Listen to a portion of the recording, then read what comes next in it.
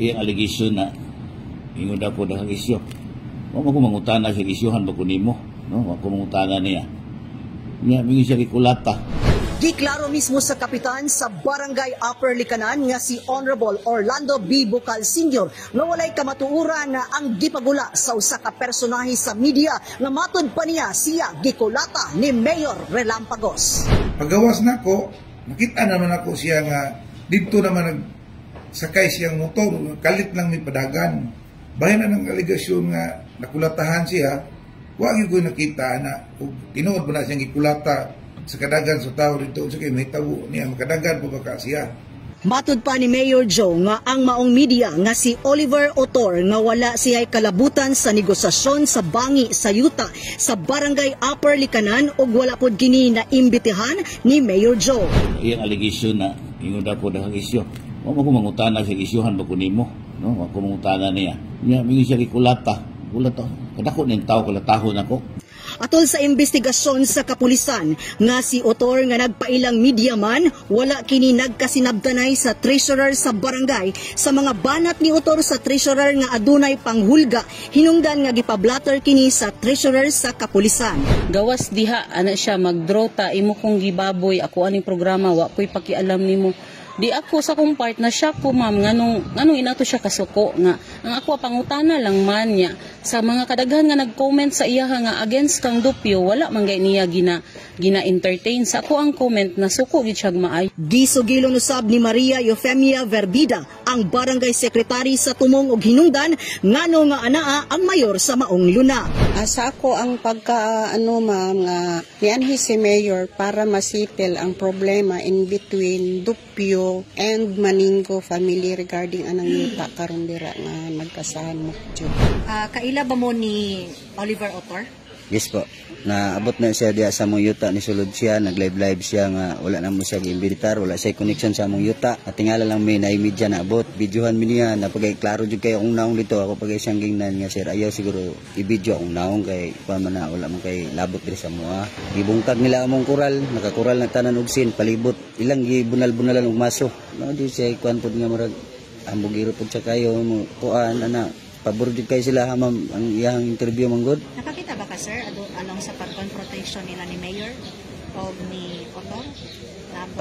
Kalit raman to siya dagan-dagan man siya. Wa man nang hilabot sa iyahan, dagan naman siya kalipidto niya. Paglingin ako, unsam do siya. Siguro gitabangan siya ma'am, dili siguro mayon nato yung itsura oy. Usa ka complainant sa yuta ming atubang nga matud pa niya iyang isulong ang iyang napalit nga yuta.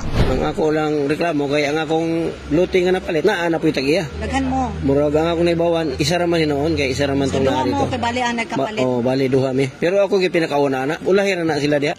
Ning sugyot usab ang usa ka barangay konsihal nga si Ray Sumanting kabahin sa aligasyon sa maong media man.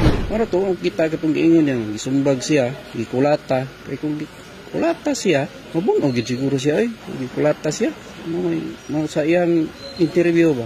Di ra siguro ingat. Sa maong panghitabo nagpagula og statement ang Chief of Police sa Panabo nga si Police Lieutenant Colonel Jess Anthony B. Maghirang.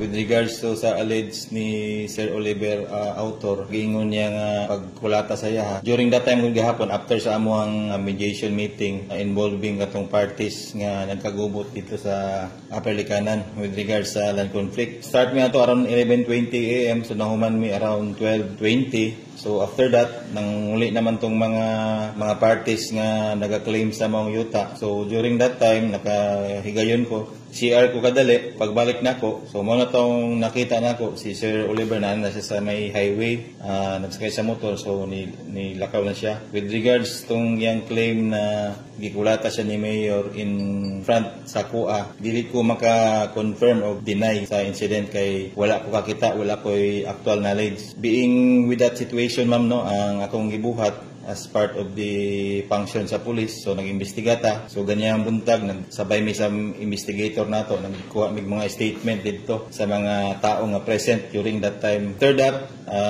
atong investigator niadto pod kay Sir Oliver sa Davao, so nagkuha po tag permission niya, so gigrantan po niya, so gikuha po nato siya statement.